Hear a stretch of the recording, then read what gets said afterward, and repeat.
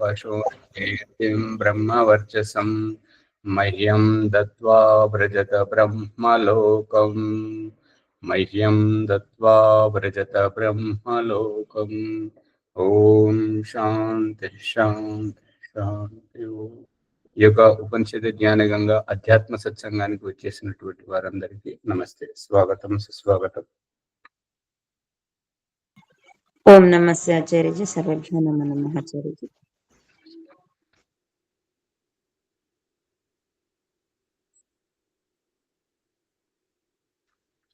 శ్వేతాశ్వతర ఉపనిషత్తు 5వ అధ్యాయము కొనసాగుతుంది. 5వ అధ్యాయములో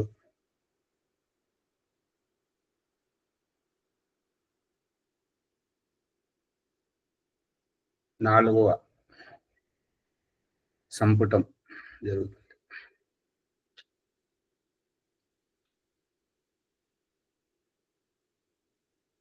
సర్వా దిశా ఊర్ధ్వ మధశ్చ తిర్యక్ ప్రకాశయన్ భ్రాజతే యద్ అనడ్వాన్ ఏవం సా దేవో భగవాన్ వరేణ్యో యోని స్వభావాన్ అధితిష్ఠతి ఏకః. జీవాత్మ గురించి చెప్పడం జరుగుతుంది. ఏంటంటే దిశలు ఏర్పడేటువంటివి సూర్యుని ద్వారానే. ఉదయించేటువంటి దిశ తూర్పు అని, అస్తమించే దిశ పడమర అని, కుడివైపు దక్షిణం అని, ఎడమవైపు ఉత్తరం అని, ఈ రకంగా దిశలు ఏర్పడేటువంటివి, దిశ ఉపదిశలు ఏర్పడేటువంటివి సూర్యుని ద్వారా. అందు గురించి సర్వా దిశ, అన్ని దిశలు, పైన క్రింద, ఈ యొక్క ఈశాన్యం, ఆగ్నేయం, వాయవ్యం, నైరుతి, ఈ యొక్క దిశల యొక్క మధ్యలో ఉండేటువంటి ఉపదిశ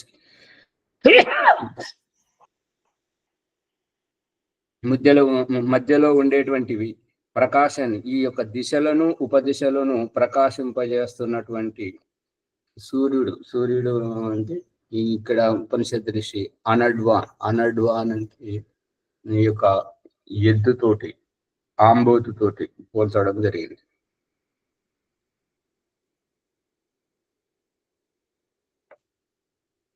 ఏవం, ఈ విధంగానే సహా, ఆ యొక్క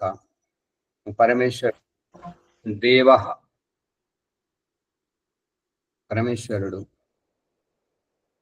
వరేణ్య, వరణీయుడు, యోని స్వభావాన్,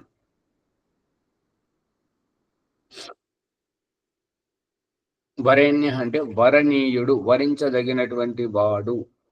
ఒక వధువు వరుణ్ణి ఎంతగా వరిస్తుంటుందో అంతకంటే మిక్కిలి ఈ వధువు వరుణ్ణి వరించేటువంటిది ఈ యొక్క వైవాహిక బంధం గురించి. కానీ పరమేశ్వరుని జీవాత్ముడు వరించేది ఏంటంటే జన్మను తరింపజేయడానికి, భవసాగరాన్ని తరింపజేయడానికి భగవంతుణ్ణి వరించాలి.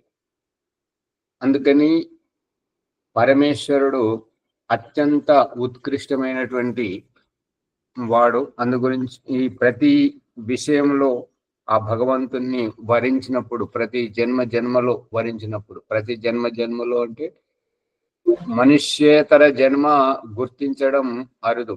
మనుష్యేతర జన్మలో భగవంతుని గుర్తించడం కుదరదు. కాబట్టి కేవలము మానవ జన్మలోనే భగవంతుని గుర్తించడం జరుగుతుంటది. అటువంటి వ్యవస్థ బుద్ధి, వివేచనము, చింతనము, మనన, నిధిధ్యాసనము అనేటువంటివి కేవలం మానవ దేహంలోనే ఉన్నది. కాబట్టి మానవుడికి మాత్రమే అటువంటి అవకాశం ఉంది. అందుకే ఆ యొక్క పరమేశ్వరుని వరించి ఈ మంత్రం చెప్పడం జరుగుతుంది. ఏంటంటే స్తుతామయా, స్తుత అంటే స్తుతించాను, ప్రార్థించాను, విన్నవించుకున్నాను. స్తుత అంటే స్తుతించడం జరిగింది. జరిగింది, విన్నవించుకోవడం జరిగింది. ఎవరి ద్వారా అంటే నా ద్వారా, తృతీయ విభక్తి ఏకవచనం, నా ద్వారా భగవంతుడు స్తుతించడం, ప్రార్థించడం, విన్నవించుకోవడం జరిగింది.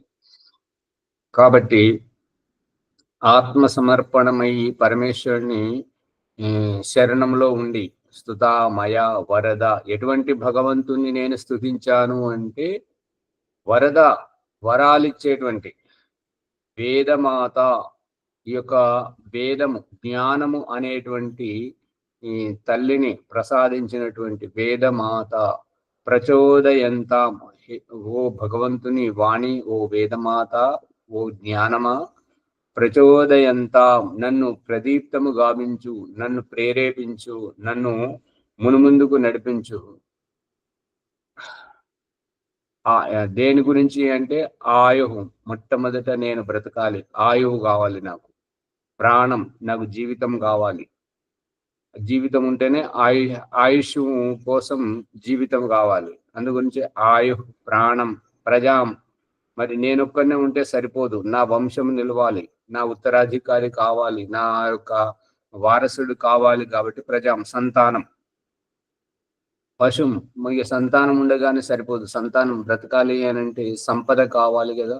అందు గురించి పశు సంపద, ఈ యొక్క పశువు సంపదతోటి కుటుంబం అంతా సుభిక్షంగా బ్రతకగలుగుతుంది. కాబట్టి పశుం కీర్తిగా మంచి చెడు కర్మలతోటి కీర్తి, యశస్సు అనేటువంటిది అవసరం. పశుం కీర్తిం.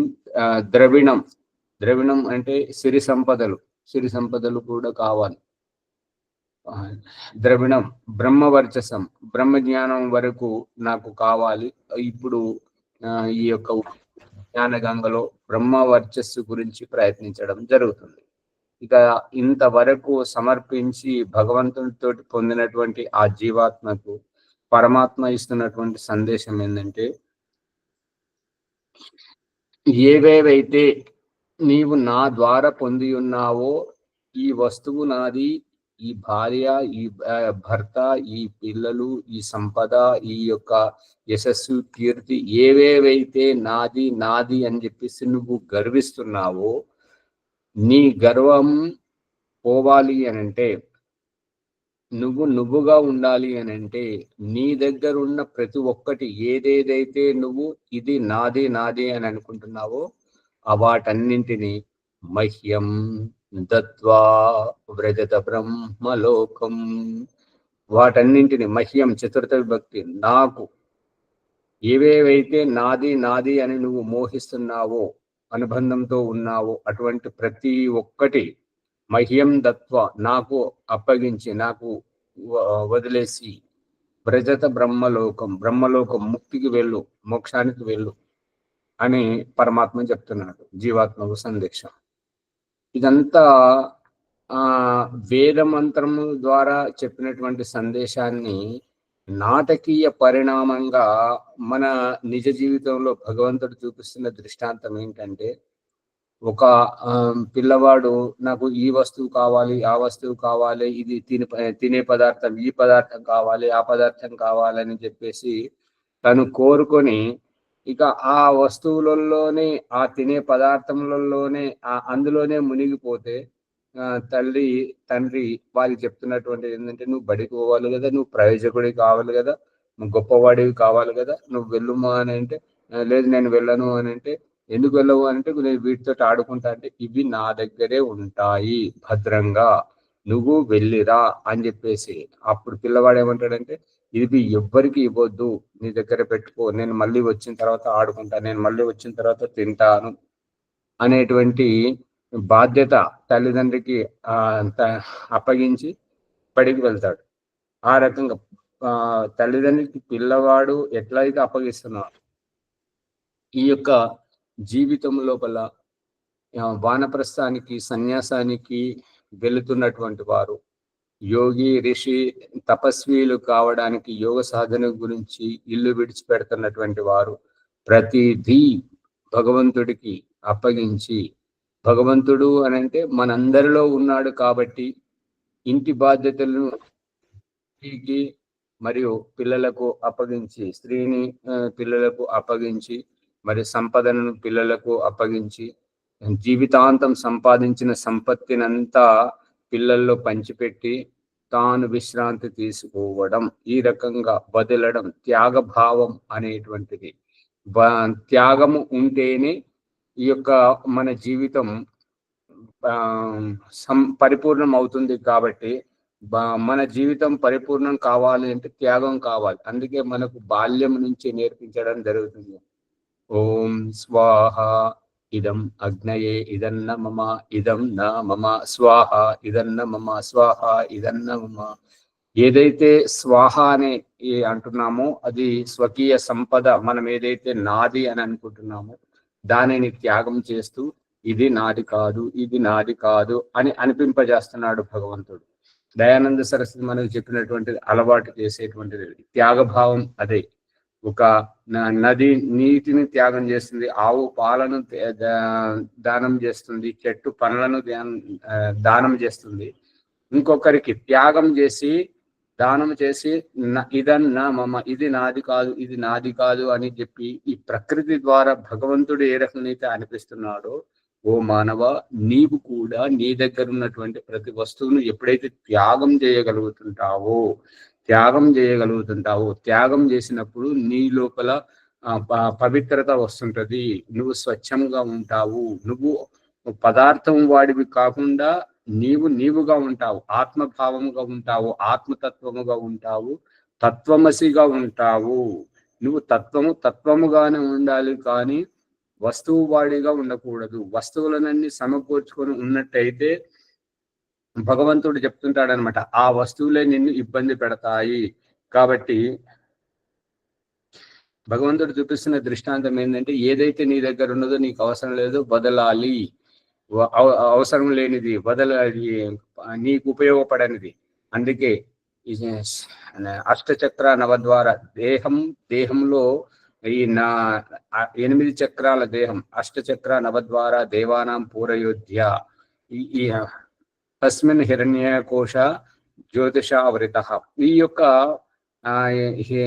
హిరణ్మయమైనటువంటి ఈ దేహంలో 8 చక్రాలు, 9 రంధ్రాలు, అష్టచక్ర నవద్వార. ఈ నవరంధ్రాల ద్వారా వికారాలను వదలడం. ఇక నవరంధ్రాల ద్వారా వదిలేటువంటిది ఒకటి పెరిగిన వెంట్రుకలు, పెరిగిన గోళ్ళు, చినిగిన బట్టలు, మాసిన బట్టలు, ఇవి వదిలింపజేస్తున్నాడు భగవంతుడు. ఇవి నువ్వు వదలాలి. వదిలితేనే నువ్వు సుభిక్షంగా ఉంటావు, క్షేమంగా ఉంటావు అని భగవంతుడు ఈ అవసరం లేని వాటిని వదిలింపజేస్తున్నాడు. ముక్కు దిబ్బడతోటి ముక్కు నిండుకున్నటువంటి దాన్ని నువ్వు చీదకపోతే నీకు శ్వాస ఆడదు, నీకు జీవితం లేదు. మలమూత్ర వేగం నీకు వస్తున్నది, అది నువ్వు వదలకపోతే నీకు జీవితం లేదు. వదలాలి అని త్యాగం నేర్పిస్తున్నాడు.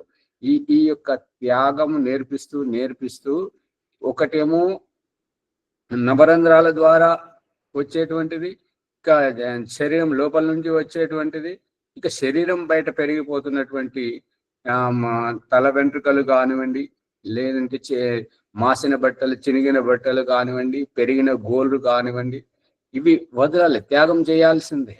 ఇక మనం ఉంటున్న నివాసం చోట శుచి శుభ్రతగా ఇల్లు ఊడ్చి చెత్తను చేయడం, మళ్ళీ అలాగే ఏవైతే పనికిరాని వస్తువులు ఉంటాయో వాటిని ఎంత దూరం చేస్తే అంత మంచిది, స్వచ్ఛంగా ఉండగలుగుతుంటావు. అందుకని ఈ వస్తువులు ఇవే కాకుండా ఇంకా మనం బంధాలను కూడా వదులుకోవాలి. అందుకే గర్భంలో ఉన్నటువంటి పిండమును తల్లిని వదిలింపజేస్తున్నాడు, తల్లి నుండి దూరం చేస్తున్నాడు. ముందేమో శుక్రకణంగా ఉన్నప్పుడు తండ్రి నుండి దూరం చేశాడు, తర్వాత తల్లి నుండి గర్భంలో దాచుకున్నటువంటి బిడ్డను, తల్లి మురిసిపోతున్నటువంటి ఆ సంతానాన్ని తల్లి నుండి దూరం చేసి ప్రసవింపజేస్తున్నాడు. మళ్ళీ ఆ రకంగా పెరిగి పెద్దదైనాక పెళ్లి కోసం తల్లిదండ్రుల వ్యామోహాన్ని తగ్గించి భార్య వ్యామోహంలో అక్కడ వివాహానికి అక్కడ నడిపిస్తున్నాడు. మళ్ళీ వివాహమైన తర్వాత పిల్లలు వాళ్ళు పెరిగిన తర్వాత మెల్లమెల్లగా ముందు తండ్రిని జరిపిస్తున్నాడు, తల్లిని జరిపిస్తున్నాడు. మన జీవితం నుంచి నువ్వు వదులుకోవాలి. ఇవన్నీ వదులుకోవడంలోనే నువ్వు తత్వముగా ఉంటావు, తత్వముగా ఉంటావు. నువ్వు పదార్థం వాడివి, బంధాల వాడివి కావు.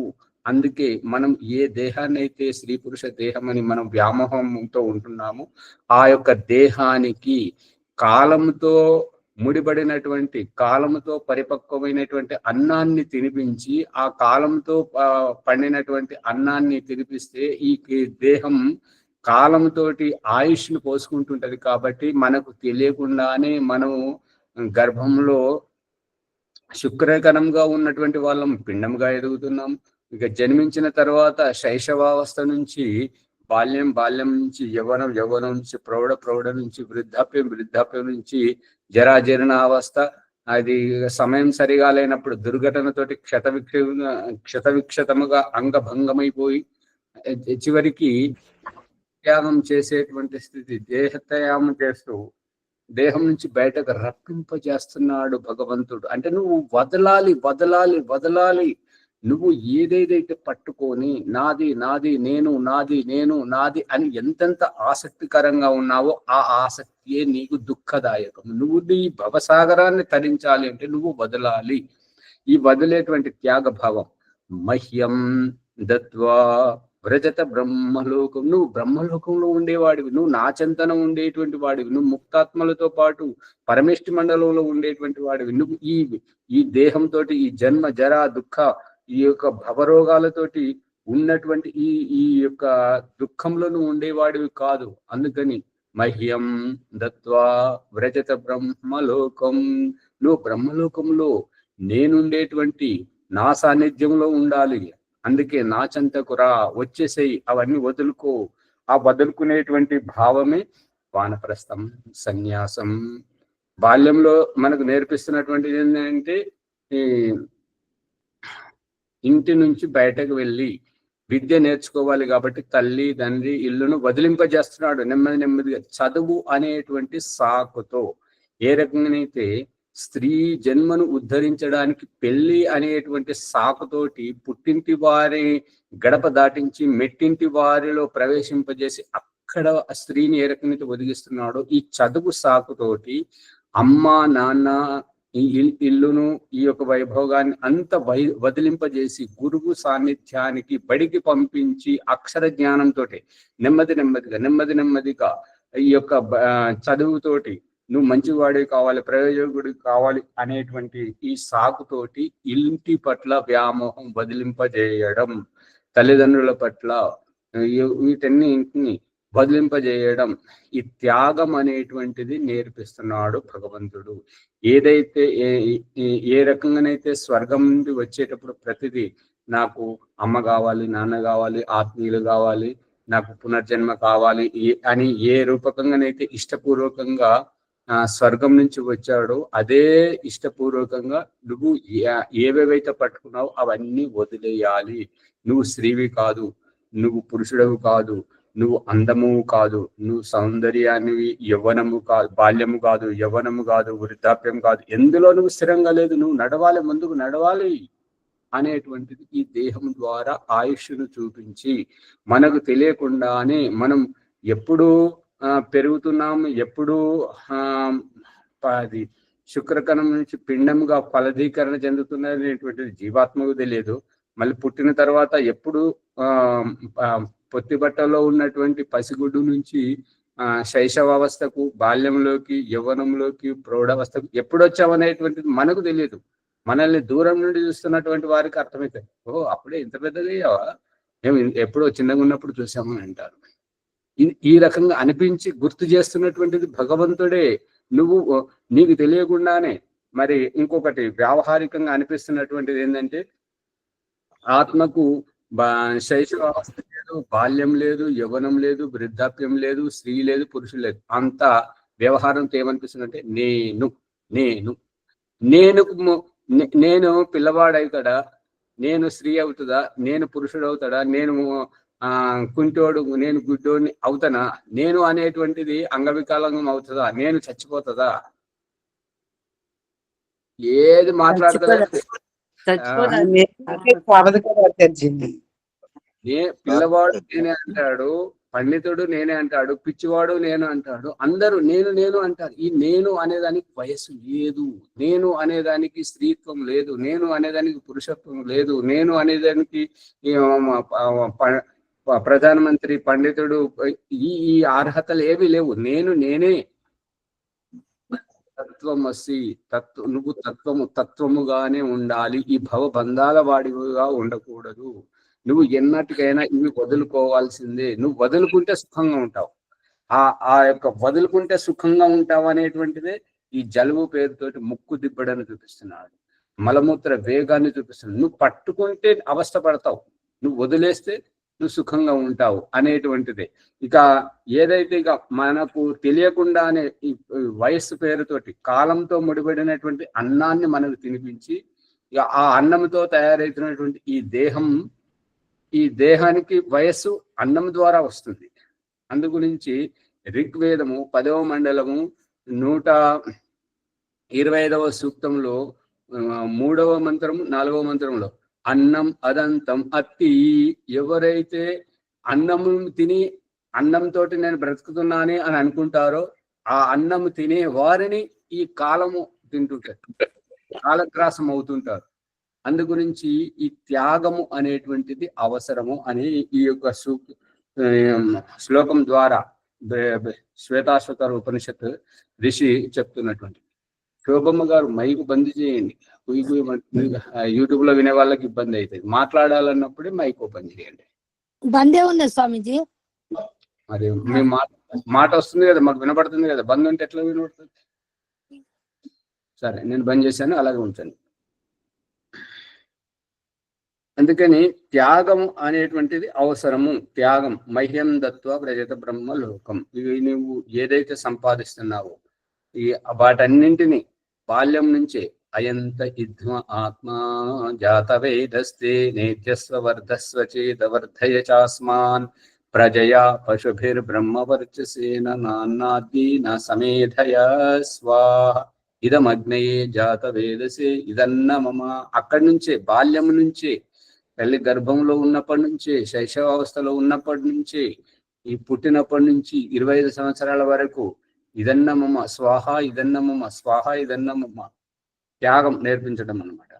అందు గురించి ఎవరైతే త్యాగభావంతో ఉంటారో వారు తత్వజ్ఞానులుగా ఉంటుంటారు. అందుకే త్యాగం చేసిన వాళ్ళని పొగిడిస్తున్నాడు భగవంతుడు, సభలలో సన్మానింపజేస్తున్నాడు, గౌరవింపజేస్తున్నాడు. పిసినారి వాళ్ళ ఇంటికి బంధువులను తక్కువగా రప్పిస్తున్నాడు. వాళ్ళను ఏ సభా సమావేశాలలో ఆదర సత్కారాలు ఇప్పించడం లేదు, సన్మానింపజేయడం లేదు. పిసినారి వాళ్ళకు వాళ్ళే చూసుకుంటారు, స్వార్థపరులను. కాబట్టి నువ్వు త్యాగం చేస్తే నువ్వు నా బిడ్డవవుతావు అనేటువంటి విధంగా త్యాగం నేర్పిస్తున్నాడు. ఇది వ్యావహారికంగా కనబడుతుందా, కేవలం మాటలే వింటున్నారా? కనబడుతుంది ఆచార్యజీ, వ్యవహారికంగా కనబడుతుంది.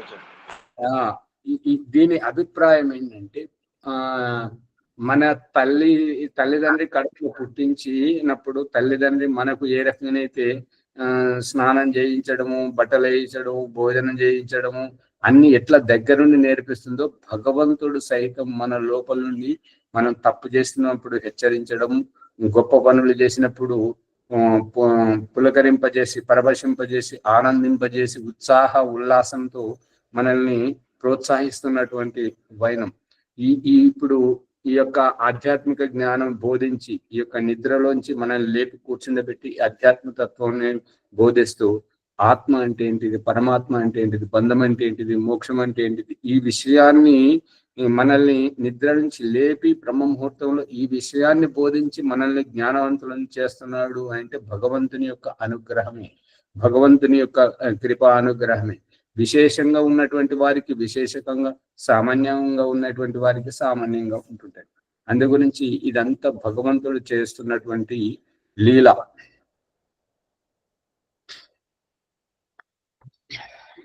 అందుకని అన్ని దిశల్లో పైన అతనే ఉన్నాడు, కింద అతనే ఉన్నాడు, తూర్పున అతనే ఉన్నాడు, పడమరన అతనే ఉన్నాడు, ఉత్తరం, దక్షిణం, ఈశాన్యం, వాయవ్యం, నైరుతి, ఆగ్నేయం, అన్ని దిశల్లో అతడే ఉన్నాడు, అన్ని దిశలో ఉండి అన్ని వైపుల నుండి మనల్ని చూస్తున్నాడు అనేటువంటి రహస్యాన్ని సంధ్యోపాసన మనసా పరిక్రమ మంత్రాల ద్వారా అథర్వ వేదంలో ఉపదేశించినటువంటి దానిని దయానంద సరస్వతి మనకు ఈ యొక్క సంధ్యోపాసనలో ఉదయం సాయంత్రం ఆ యొక్క పరమేశ్వరుడు అన్ని దిశల్లో ఉండి నిన్ను గమనిస్తున్నాడు, ఆ పరమేశ్వరుడి నుండి మనము ఎప్పుడు వేరు కాలేము అనేటువంటి రహస్యాన్ని ఒక పసిపిల్లవాడిని తల్లి కనిపెడుతూ తన పని చేసుకుంటున్నట్టుగా భగవంతుడు ప్రతి ఒక్కరిని 84 లక్షల జీవరాశులను ప్రతి ఒక్కరిని కనిపెడుతున్నాడు, అందరి హృదయాల్లో ఉన్నాడు.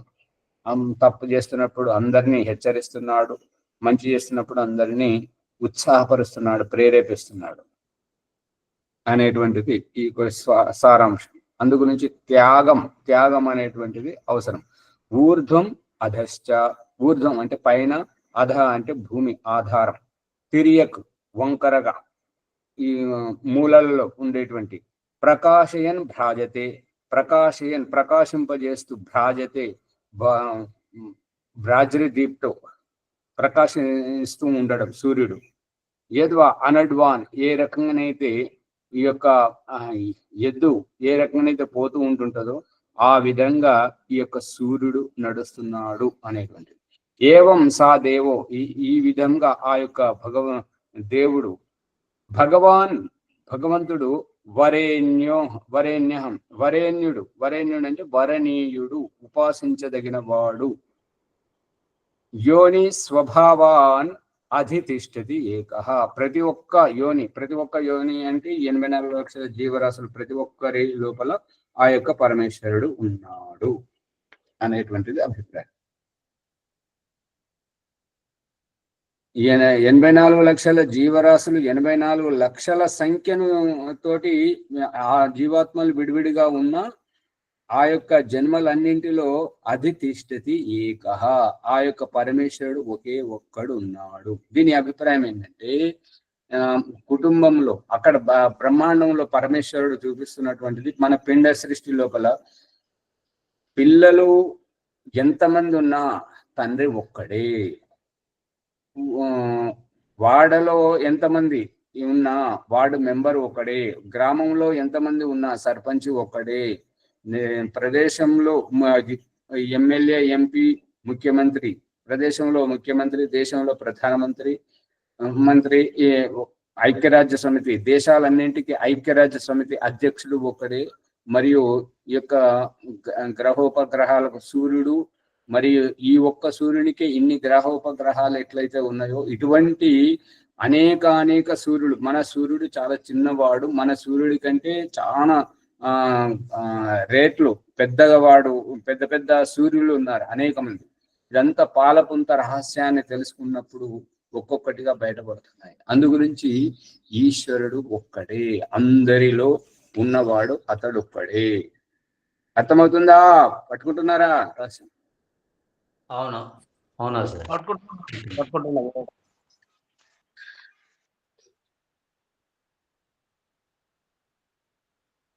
ఇక 5వదాన్ని చూడండి. యచ్చ స్వభావం పచతి విశ్వయోని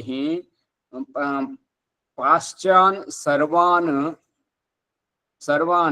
పరిణామేభ్యః సర్వం ఏతద్ విశ్వం అధితిష్టతి ఏకో గుణాశ్చ సర్వాన్ వినియోజయేత్ యః. ఇంకా ఏమని చెప్తున్నాడంటే యచ్చ స్వభావం పచతి, ఇక అతడు స్వభావాన్ని పరిపక్వం చేస్తున్నాడు. ఈ యొక్క వ్రజిత బ్రహ్మలోకం అనేటువంటి దాన్ని మనకు హిప్నోటిజం చేయడం. హిప్నోటిజం అంటే వశీకరణ అంటే హిప్నోటిజం యొక్క అభిప్రాయం ఏంటంటే నువ్వు ఇలాగే ప్రవర్తించాలి, నువ్వు ఈ రకంగానే మారాలి అనేటువంటి అభిప్రాయాన్ని స్వర్గం నుండి వచ్చినటువంటి ఈ 84 లక్షల జీవరాశులను మళ్ళీ స్వర్గానికి నడిపింపజేయడమే ఆజీవిక నిమిత్తము. గూటి నుంచి బయటకు నడిపింపజేసి ప్రతి ప్రాణిని తన ఆవాస గూటి నుంచి బయటకు నడిపింపజేసి సూర్యోదయ సమయాన బయటకు నడిపింపజేసి సూర్యాస్త సమయాన ఇంటికి రప్పింపజేయడం. మా పసితనములో జీవకణము స్థితిలో ఉన్నప్పుడు తండ్రి నుంచి తల్లి గర్భాశయానికి పంపింపజేయడం, ఇక పుట్టిన తర్వాత తల్లిదండ్రి నుంచి బయటకు పంపింపజేయడం, ఇక చావు పేరుతోటి తన దగ్గరికి రప్పించుకోవడం. ఈ యొక్క బయటకు పంపించడం, తన దగ్గరికి రప్పించుకోవడమే మనము ఇంటి నుంచి బయటకు వెళ్ళి ఆజీవిక నిమిత్తకంగా ఏవేవైతే ప్రయత్నాలు చేసుకొని మళ్ళీ సాయంత్రానికి ఇంటికి తిరిగి రావడం వెనుక ఈ రహస్యం ఉంది. బయటకు వెళ్ళిన వారు ఇంటికి రావాల్సిందే తప్పనిసరిగా. ఇది జీవితాంతం మనల్ని ఇంటికి బయటకు మనల్ని నడిపిస్తున్నాడు. చిన్నపిల్లల నుంచి చిన్నపిల్లలతో ఏంటంటే ఇంటికి బడికి వాళ్ళకు ఇటు అటు తిప్పుతున్నాడు. వాళ్ళని తిప్పుతున్నటువంటిది మనం పెద్దవాళ్ళను మనము ఇంట్లో నివాసం ఉంచేసి ఆజీవిక నిమిత్తకంగా బ్రతుకు తెరువు గురించి బయటకు నడిపింపజేసి మళ్ళీ ఇంటికి బయటకు నడిపింపజేస్తున్నాడు. దీని సారాంశం ఈ హిప్నోటిజం, ఈ వశీకరణ యొక్క ఉద్దేశం ఏంటంటే, నువ్వు స్వర్గం నుంచి నా నుంచి దూరంగా వెళ్ళినటువంటి నా బిడ్డవు, నువ్వు నా చెంతకే రావాలి. వ్రజత బ్రహ్మలోకం, నీవు నీ ఇష్టపూర్వకంగా నా దగ్గరకు రావాలి, నా చెంతకు రావాలి అనేటువంటి రహస్యాన్ని బోధింపజేయడమే దీని వెనుక ఉన్నటువంటి. శ్రీనివాస్ గారు పట్టుకుంటున్నారా? భాగ్యలక్ష్మమ్మ గారు వింటున్నా. కెమెరా ఓపెన్ చేయండి, మీరు అందరిలో కలిసిపోండి. ఏమైనా సందేహాలు ఉంటే అడగండి. మీరు చాలా ఆలోచిస్తుంటారు, చాలా మంది గురువుల దగ్గరికి పోతుంటారు, అన్ని ప్రవచనాలు వింటుంటారు కదా. ఓపెన్ చేయండి, ఓపెన్ చేసి ఉండండి అందరిలో కలిసి.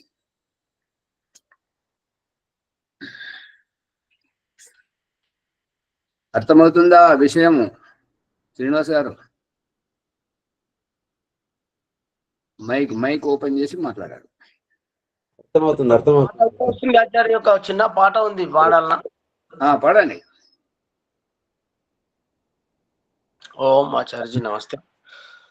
నాది నాదంటావు నరుడా, నీదంటూ ఏముందిరా. నాది నాదంటావు నరుడా, నీదంటూ ఏముందిరా. బొందాల గడ్డాల జానెడు జాగా సంపాదించుకోరా, ఎకరాలు నీ వెంట రావు గదా.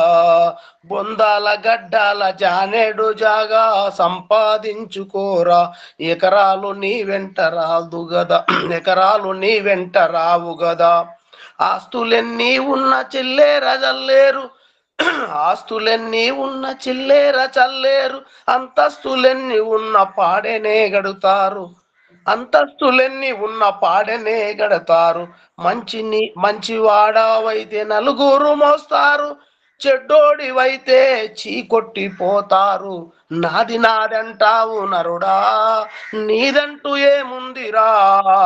బొందాల గడ్డాల జానెడు జాగా సంపాదించుకోరా. ఉన్నంత కాలము ఎగిరెగిరి పడతావు, ఉన్నంత కాలము ఎగిరెగిరి పడతావు, ఊరుకుంటవెందుకురా. అయ్యో సయ్యాటలాడేవురా. ఎక్కి వచ్చిన మెట్లను మరిచి తొక్కుతూ ఉంటావు, అయ్యో తైతక్కలాడుతావు. ఎత్తెత్తి చూపి ఎక్కిరిస్తుంటావు, ఎదుటోని బ్రతుకును ఏలాన చేస్తావు, ఎదుటోని బ్రతుకును ఏలాన చేస్తావు. నాది నాదంటావు నరుడా, నీదంటూ ఏముందిరా. బొందాల గడ్డాల జానెడు జాగా సంపాదించుకోరా, ఎకరాలు నీ వెంట రావు గదా. ఏమిచ్చినావని ప్రకృతి మనకు ప్రేమ పంచుతుంది, ఏమిచ్చినామని ప్రకృతి మనకు ప్రేమ పంచుతుంది. అయ్యో అమ్మాయి నిన్ను ఒడిలో దాచుతుంది, రూపాయి బిల్లాను దానాము చెయ్యని గుణం ఎవ్వడిచ్చాడురా.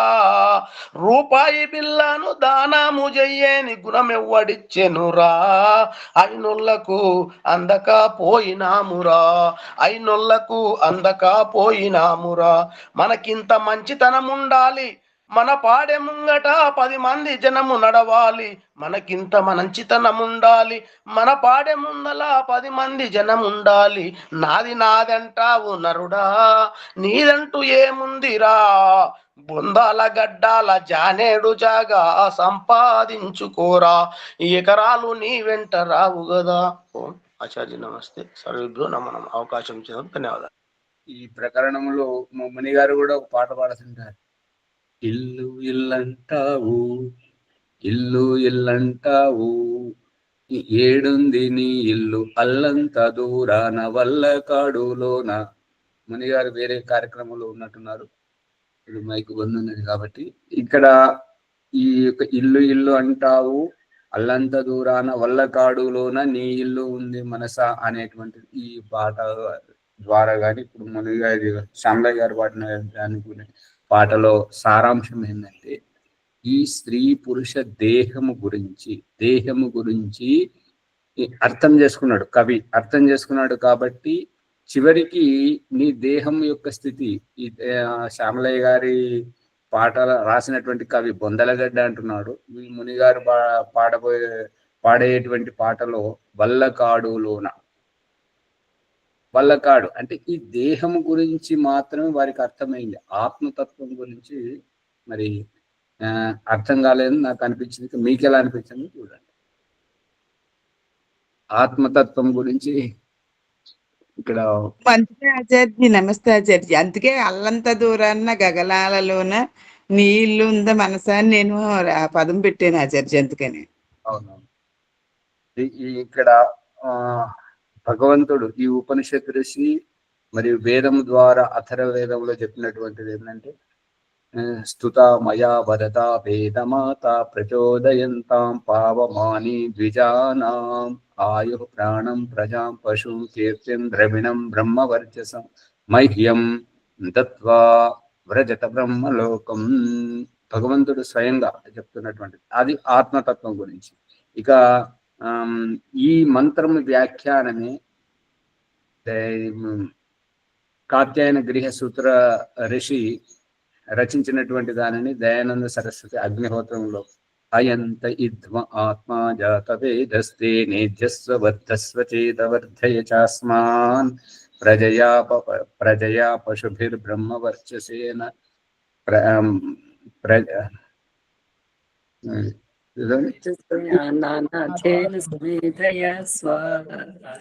ఇదమగ్నే ఇదన్నము నానాద్యే నా సమేధయ స్వాహ. ఇక్కడ ఏదైతే ఉన్నదో అన్ని వదిలింపజేయడం నేర్పిస్తున్నాడు అన్నట్టుగా. అందుకని ఆత్మతత్వానికి చెప్తున్నాడు. అయం త ఇధ్మ, ఈ యొక్క సమిధ ఏదైతే నేను పట్టుకుంటున్నానో ఈ సమిధ అగ్నికి ఇంధనం. కానీ ఈ సమిధకు ప్రతినిధిగా ఆత్మ ఏదైతే ఉందో ఆ ఆత్మ నీ జ్ఞానం కోసం పరితపిస్తున్నది కాబట్టి అయంత ఇధ్మ ఆత్మ జాత వేదస్తే. సంబోధనం జాత వేదస్తే,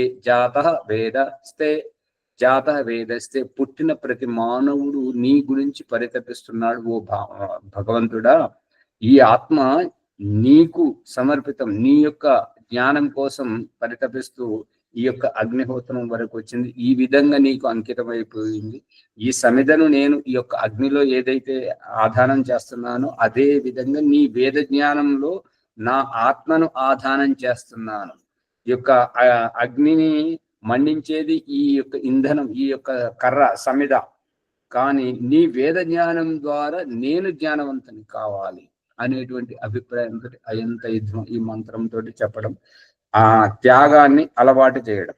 ఇక పౌరాణికంలో వైదికేతరంలో ఉన్నటువంటిది ఆర్య సమాజంలో ఈ యొక్క దయానంద సరస్వతి అందరి చేత ఉదయం సాయంత్రం చేసి చూపిస్తున్నటువంటిది ఏంటంటే, పౌరాణికంలోను మరియు ఇతర మత సంప్రదాయంలోను భగవంతుడా నాకు ఇదివు అదివు, నన్ను ఇలా చెయ్యి అలా చెయ్యి అని కోరికలతోటి. కానీ ఈ యొక్క వైదికంలో ఆర్య సమాజంలో యజ్ఞంతో ఓం స్వాహ ఇదమగ్నేయ ఇదన్నమమ స్వాహ ఇదన్నమమ అని చెప్పేసి పంచమహాభూతాలకు మరియు యజ్ఞం చేసిన తర్వాత ఈ శ్రీనివాస్ గారు మరి వారికి ఎవరు చెప్పారో ఏంటో తెలియదు, గోశాలను ప్రారంభించి ప్రతి అమావాస్యకు పౌర్ణమికి పిలిచి అన్నదానం చేస్తున్నాడు. ఆ రకంగా త్యాగము భగవంతుడు చెప్పిన మార్గంలో నడుస్తున్నాడు. ఈ యొక్క త్యాగం చేయడం అంటే ముందు యజ్ఞం చేస్తున్నాడు, ఆ తర్వాత వచ్చినటువంటి వాళ్లకు ప్రసాద వితరణ. ఈ యొక్క యజ్ఞం దగ్గర ఎవరైతే చూడడానికి వస్తుంటారో వారికి ఎక్కువ సామర్థ్యం ఉంటేనేమో అన్నదానము, అన్నం పెట్టడం, ఇంకా తక్కువ సామర్థ్యం ఉంటే చేతిలో ప్రసాదం పెట్టడం. ఇక ఇంకా మరీ ఎక్కువ సామర్థ్యం ఉంటే గోదానం, వస్త్రదానం, భూదానం, ఈ రకంగా చేయడం. దానం చేయడం, త్యాగం నేర్పిస్తున్నాడు అనమాట. అందు గురించి భగవంతుని మార్గంలో నడిచేటువంటి వారికి విశేషమైనటువంటి జ్ఞానాన్ని భగవంతుడు ప్రసాదించి తద్వారా వాళ్ళని ఈ భవసాగరాన్ని తరింపచేస్తున్నాడు. ఇక నేను ఈ యొక్క భగవంతుని మార్గంలో నడిచేటువంటి వారు దేహత్యాగం చేసేటప్పుడు పరిస్థితి ఎలా ఉంటుంటది అని అంటే, వారు పద్మపత్రస్థ తోయం, తామర పువ్వు ఆకులో నీటి బిందువు ముత్యం వల్ల ఏ రకమైతే ఉంటుంటుందో ఆ మాదిరిగా వీళ్ళు ఈ భవసాగరం నుంచి తరించినటువంటి జీవన్ముక్తిని పొందుతున్నటువంటి దశ ఇదన్నవ దశలో ఉంటుంటారు. ఇక ఎవరైతే స్వార్థపరంగా ఉండి ఇది నాది, అది నాది, నేనే తినాలి, నేనే అనుభవించాలి, ఎవరికి ఏమి ఇవ్వాలి, వారికి ఎందుకు ఇవ్వాలి, వీరికి ఎందుకు ఇవ్వాలి, ఈ పశువులను ఎందుకు పెంచాలి, అంత నేనే అనుభవించాలని ఎవరైతే అనుకుంటారో వారికి ఆశ ఎక్కువ ఉన్నది. కాబట్టి వారి ధనమును ఏమి చెప్పిస్తున్నాడంటే, రోగం ద్వారా వాళ్ళు ఎక్కువ తినలేరు, తిన్నది అరగదు, అరగనందువల్ల నిద్ర సరిగా రాదు, నిద్ర సరిగా రాకపోతే ఈ యొక్క మోషన్ ఫ్రీ అవ్వదు, మోషన్ సరిగా లేనందువల్ల ఈ యొక్క షుగరు, బీపీ, ఈ రోగాలతోటి ఉండడం వల్ల ఏమవుతుందంటే ఆ ధనానికి కాపలాగా మాత్రమే ఉంటారు. కాపలా ఉండేటువంటి వారు ఆ వస్తువును కాపాడడానికి ఏ రకమైతే ఉంటుంటారో ఆ వస్తువుతోటి ఉండి కాపలాగా ఉండి చివరికి ప్రాణం వదిలేటప్పుడు బిక్కు మనుకుంటూ వదలడం, ఈ యొక్క ఆ వస్తువును అనుభవించలేరు, ధనాన్ని, సంపదను అనుభవించలేరు. మరి ఇప్పుడు త్యాగభావం లేదు కాబట్టి ఈ ప్రాణం వదిలే సమయంలో ప్రాణాన్ని వదలలేకపోతుంటారు. దాని మీద మక్కువ ఉన్నది కాబట్టి ఈ కాలమేమో తరుముకొస్తున్నది, ఆయుష్ తోటి తరుముకొస్తున్నది. నువ్వు వెళ్ళమని చెప్పేసి మెడబెట్టి బయటకు తన్నేసినట్టుగా బలవంతంగా ఎవరినైతే ఇష్టం లేని వారిని బయటకు గంటేస్తున్నట్టుగా ఆ కాలము అనేటువంటిది వయస్సుతోటి తరిమేస్తుంటది. అందు గురించి వాళ్ళు ఈ శరీరాన్ని పట్టుకొని ఈ జీవితంలో ఉండలేక, దేహత్యాగం చేయలేక, అటు ఇటు కాకుండా ఇబ్బందిలో పడుతున్నటువంటి రహస్యం. అందుకే ఈ రహస్యాన్ని ఈ పిట్టక పెట్టేటువంటి ఈ తద్దినాలు, పిండాలు పెట్టేటువంటి ప్రక్రియ ద్వారా వారి ఆశ కనుక ఇక్కడ ఉన్నట్టయితే, ఈ ఇంటిలో ఈ సంపద మీద, ఈ పిల్లల మీద ఉన్నట్టయితే, వారు మనల్ని ఇబ్బంది పెడుతుంటారు. కాబట్టి మనల్ని ఇబ్బంది వాళ్ళు పెట్టకుండా ఉండడానికే వాళ్ళకు కావలసినటువంటి వాళ్ళకు ఇవ్వడమే ఈ పిండ ప్రధానం. ఆ రకంగా ఇచ్చేటువంటిది. ఇక ఈ వైదికంలో ఈ పిండ ప్రధాన ప్రక్రియ అనేటువంటిది ఉండదు.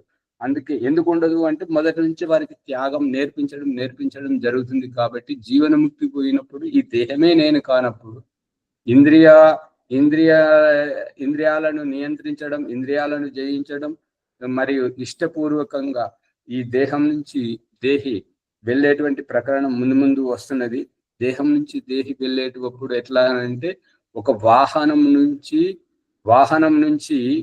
యాత్రికుడు స్వయంగా దిగి వస్తున్నట్టుగా దేహం నుంచి దేహి ఎప్పుడు పోయిందో పక్కనున్నటువంటి వాళ్ళకు కూడా తెలియదు. అంత సునాయాసంగా, ఒక పూజకు వెళ్ళినట్టుగా, ఒక తీర్థయాత్రకు వెళ్ళినట్టుగా, అంత సునాయాసంగా పక్క వారికి కూడా తెలియదు అన్నట్టుగా అటువంటిది. ఇక ఈ యొక్క పిసినారితనం వారికి ఆ దేహత్యాగం చేసేటటువంటి వారి దగ్గరికి చాలా మంది తక్కువగా రావడం, కన్న వాళ్ళు కూడా దూరంగా ఉండడం, సరిగా చూడకపోవడం, అటువంటివన్నీ చూపిస్తున్నాడు భగవంతుడు. ఇదంతా మన ప్రవర్తనతోటి, మన వ్యవహారంతో భగవంతుడు మనకు అనుగ్రహించేటువంటిది, మనల్ని తరింపజేసేటువంటిది అంతా రహస్యం అంతా ఇమిడి ఉంది. కనబడుతుందా లేదా? కేవలం చూస్తున్నారా ఊరికే? లేదా ఆచార్య, మొత్తం దీంట్లోనే ఉంది, అసలు మంత్రంలోనే కనపడుతుంది ఆచార్య, తెలుస్తుంది. అందుకని గొప్ప వాళ్ళు ఏం చేస్తుంటారంటే ఒక గోశాలను ప్రారంభిస్తారు, ఒక ఆశ్రమాన్ని ప్రారంభిస్తారు, ఒక గురుకులాన్ని ప్రారంభిస్తుంటారు, ఒక విద్యా సంస్థను ప్రారంభిస్తారు, ఒక చికిత్సాలయాన్ని ప్రారంభిస్తారు, ఒక బావి తవ్విస్తుంటారు, ఒక చెట్టు పెడుతుంటారు. ఎవరితోటి ఎంత అయిందో తద్వారా వారి ఉపకారాలను పొందేటువంటి వారితోటి కీర్తింపబడడం దాని యొక్క ఉద్దేశం. మంచి పని. మనం వచ్చినప్పుడు వేరే వాళ్ళెవరో పెట్టినటువంటి చెట్టు పనులను మనం తినడం. అందుకే భగవంతుడు చూపిస్తున్న దృష్టాంతం ఏంటంటే, తల్లిదండ్రి సంపాదించిన సంపత్తిని పిల్లల చేత తినిపింపజేసి సందేశం ఏం చెప్తున్నాడు? నువ్వు ఇంకొకరి సొత్తుని తింటున్నావు అని. దీని ద్వారా భగవంతుని నా సొత్తు నువ్వు తింటున్నావు బిడ్డ అని చెప్పేసి చూపించడమే తండ్రి కడుపున పుట్టించి వారి సంపదను తినిపింపజేయడం. ఈ రకంగా వస్తున్నది అనమాట. అందు గురించి నువ్వు ఒకరి సొత్తు తినుకుంటూ నువ్వు పెరిగావు, పుట్టుకొచ్చి పెరిగావు కాబట్టి నీ జీవితంలో నువ్వు సంపాదించి నువ్వు ఇటువంటి ఒక గోశాలను ప్రారంభించు. ఈ శ్రీనివాస్ గారు ఈ అమాయకంగా ఎట్లా కూర్చున్నాడు చూడండి. ఈయన ఆవులను పెంచి ఎవరైనా పాలిచ్చే ఆవులను ఎవరైనా కావాలంటే వారికి ఊరికే ఇచ్చేస్తాడు. ఆ పాలు అయిపోయినాక మళ్ళీ నాకు ఇచ్చేయి, నీకు అవసరం లేదు కదా నాకు తెచ్చేసి. ఎటువంటి అది చూడండి. ఇప్పుడు మా ఎంత తాపత్రయపడుతుంటారు అందరూ.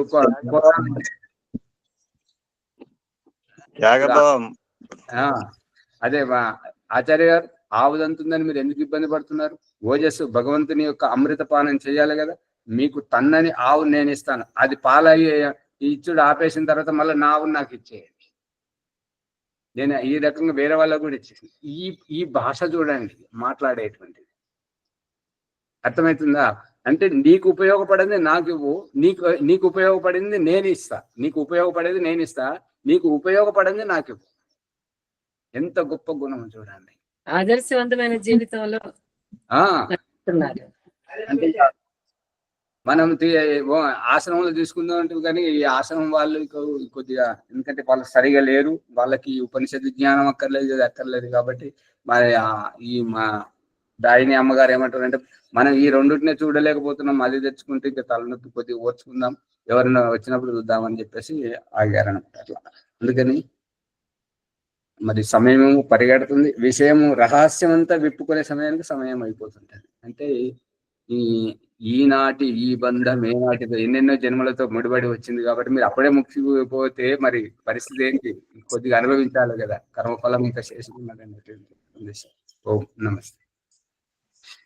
కంటిన్యూ కొనసాగాలి అంటే అది చివరి సస్పెన్స్ లో ఉంటేనే కదండి ముందుకు వెళ్ళేది. అందరూ కూడా ఎదురు చూసేది ఏంటి తక్షణం అనేది. అదే ప్రభాకర్ గారు ముందుకు తీసుకెళ్ళండి. ఓం సర్వేభ్యో నమస్తే. ఈరోజు శ్వేతాశ్వర ఉపనిషత్ 5వ అధ్యాయం 4వ సంపుటంలో అనేక విషయాల్లో కేవలం మానవ జన్మతోనే పరమాత్మను తెలుసుకోవడం జరుగుతుంది అని, మానవ జన్మ యొక్క లక్ష్యం పరమాత్మను తెలుసుకోవడమే అనే విషయాలను తెలుసుకున్నాం. త్యాగభావం గురించి అనేక విషయాలు ఆచార్య గారు మనకు వివరించారు. ఇదం నామమ, భగవంతుడు అవసరం లేని వాటిని మనల నుంచి బదిలింపజేస్తున్నాడని కూడా విషయాలు తెలుసుకున్నాం. పరమాత్మ మన నుండి సంబంధాలను దూరం చేస్తుంటాడు. తర్వాత కాలంతో ముడిపడిన ఆహారాన్ని తీసుకొని మన జీవితం కూడా కాలంతోనే ముడిపడి ఉంది అనే విషయాలను తెలుసుకుంటున్నాం. మన శరీరంలో మనకు తెలియకుండానే అనేక మార్పులు జరుగుతుంటాయి.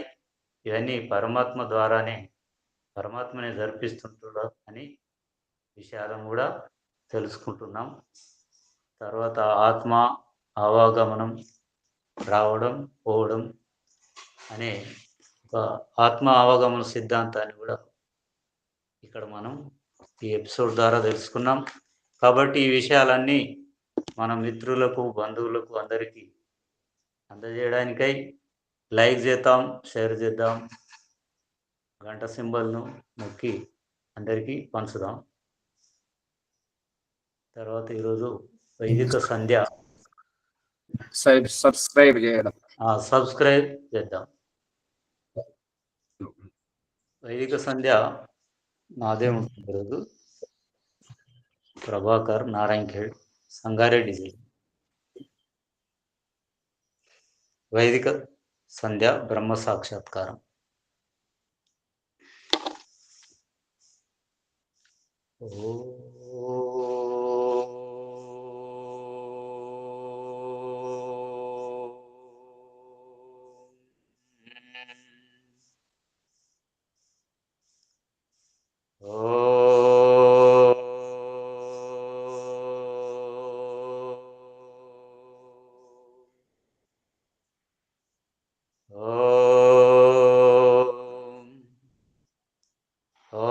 अमृतोपस्तर नमसे स्वाहा. ओम अमृतापिधा नमसे स्वाहा. ओम सत्यं यशः श्रीर्मयि श्रीः श्रेतां स्वाहा. आचमन मंत्रम. ओम शन्नो देवीरभिष्टय आपो भवन्तु पीतये संयोरभिस्रवन्तु नः. इंद्रिय स्पर्श मंत्र. ओम वाक् वाक्. ओम प्राणः प्राणः. ओम चक्षुः चक्षुः. ओम श्रोत्रं श्रोत्रम्. ओम नाभिः. ओम हृदयम्. ओम कण्ठः. ओम शिरः. ओम बाहुभ्यां यशोबलम्. ओम करतला करपृष्ठे. तथा मार्जन मंत्रः. ओम भो पुनातु शिरसि. ओम भुवः पुनातु नेत्रयोः. ओम स्वः पुनातु कंठे. ओम महः पुनातु हृदये. ओम जनः पुनातु नाभ्याम्. ओम तपः पुनातु पादयोः. ओम सत्यं पुनातु पुनः शिरसि. ओम खं ब्रह्म पुनातु सर्वत्र. अतः प्राणायाम मंत्र. ओम भूः. ओम भुवः. ओम स्वः. ओम महः. ओम जन. ओम तप. ओम सत्यं. अतः अघमर्षण मंत्र. ओम ऋतं च सत्यं च विद्धा तपसोऽध्यजायत. ततो रात्र्यजायत ततो समुद्रो धर्नवा. समुद्रादर्नवादधि संवत्सरो अजायत. अहोरात्रो निविदधद् विश्वस्य मिषतो वशि. सूर्याचन्द्रमसौ दातायता पूर्वमकल्पयद्धिवं च पृथिवीं चान्तरिक्षमतो स्वः. आचमन मंत्राणि. शन्नो देवीरभीष्टय आपो भवन्तु पीतये संयोरभिस्रवन्तु नः. मनसा परिक्रमा मंत्राः. ओम प्राचीदिगग्निरधिपतिरसितो रक्षितादित्या इषवः. तेभ्यो नमो अधिपतेभ्यो नमो रक्षितृभ्यो नमो ईशुभ्यो नमयेभ्योऽस्तु. योऽस्मान् द्वेष्टियं वयं दिस्मस्तं वोजम्बे दद्मः. दक्षिणादि इन्द्रोऽधिपतिस्थिरच्चिराजे रक्षिता पितर इषवः. तेभ्यो नमो अधिपतेभ्यो नमो रक्षितृभ्यो नमो ईशुभ्यो नमयेभ्योऽस्तु. योऽस्मान् द्वेष्टियं वयं दिस्मस्तं वोजम्बे दद्मः. प्रतीचेदिक्वरुणोऽधिपतिः पृदाको रक्षितान्नमिषवः. तेभ्यो नमो अधिपतेभ्यो नमो रक्षितृभ्यो नमो ईशुभ्यो नमयेभ्योऽस्तु. योऽस्मान् द्वेष्टियं वयं दिस्मस्तं वोजम्बे दद्मः. उदीचेदिक्सोमोऽधिपतिः स्वजो रक्षिता शनिरिषवः. तेभ्यो नमो अधिपतेभ्यो नमो रक्षितृभ्यो नमो ईशुभ्यो नमयेभ्योऽस्तु. योऽस्मान् द्वेष्टियं वयं दिस्मस्तं वोजम्बे दद्मः. ध्रुवादिग्विष्णुरधिपतिः कल्माषग्रीवो रक्षितावीरुदैषवः तेभ्यो नमो अधिपतेभ्यो नमो रक्षितृभ्यो नमो ईशुभ्यो नमो येभ्योऽस्तु योऽस्मान् द्वेष्टियं वयं दिस्मस्तं वो जम्बे दद्मः ऊर्ध्वादिग्बृहस्पतिरधिपतिः श्रित्रो रक्षिता वर्षमिषवः तेभ्यो नमो अधिपतेभ्यो नमो रक्षितृभ्यो नमो ईशुभ्यो नमो येभ्योऽस्तु योऽस्मान् द्वेष्टियं वयं दिस्मस्तं वो जम्बे दद्मः उपस्थान मंत्राः ॐ जातवेदसे सुनवाम सोममरातीयतो निदहति वेदः स नः पर्षतति दुर्गानि विश्वानावेव सिन्धुं दुरितात्यग्निः భావం ఉత్పన్నమైన మానవులందరి చేత ఎరగబడు ఓ పరమేశ్వర మా సర్వస్వం సమర్పిస్తున్నాము. లోభంతో ఎవరేని త్యాగం చేయజాలని ధనమును నిశ్చితంగా నశింపజేయదు అని ఎరుగుదాం. ఓ అగ్ని ప్రకాశ స్వరూప, ఎలాగైతే భయంకర అలల మధ్య ఒక కుశల నావికుడు అవలీలగా గమ్యము చేర్చునట్లే నీవు మా దుఃఖ ధర్మనస్యాలను పరిష్కరించి తరింపజేస్తున్నావు. రెండవ మంత్రం. చిత్రం దేవానాముదగాదనేకం చక్షుర్మిత్రస్య వరుణస్యాగ్నేః ఆప్రాధ్యావా పృథివీ అంతరిక్షం సూర్య ఆత్మా జగతస్తస్తు సచ్చా. భావం. ఓ వరణీయ ప్రకాశక అగ్నిస్వరూప ఈశ్వర, ఇంద్రియోత్కర్షంతో కనులకు విందుగా చిత్ర విచిత్రమైన సకలాండపిండ బ్రహ్మాండం యొక్క ద్యుస్థానము, భూమి మరియు అంతరిక్షానికి సూర్యుడు ఆత్మమాదిరిగా జగత్ అంతటిని స్థిరంగా ఉంచుతున్నాడు కాబట్టి సుస్థిరమై ఉన్నది. మూడవ మంత్రం. ఉదిత్యం జాతవేదసం దేవం వహంతి కేతవః దృశే విశ్వాయ సూర్యం. భావం.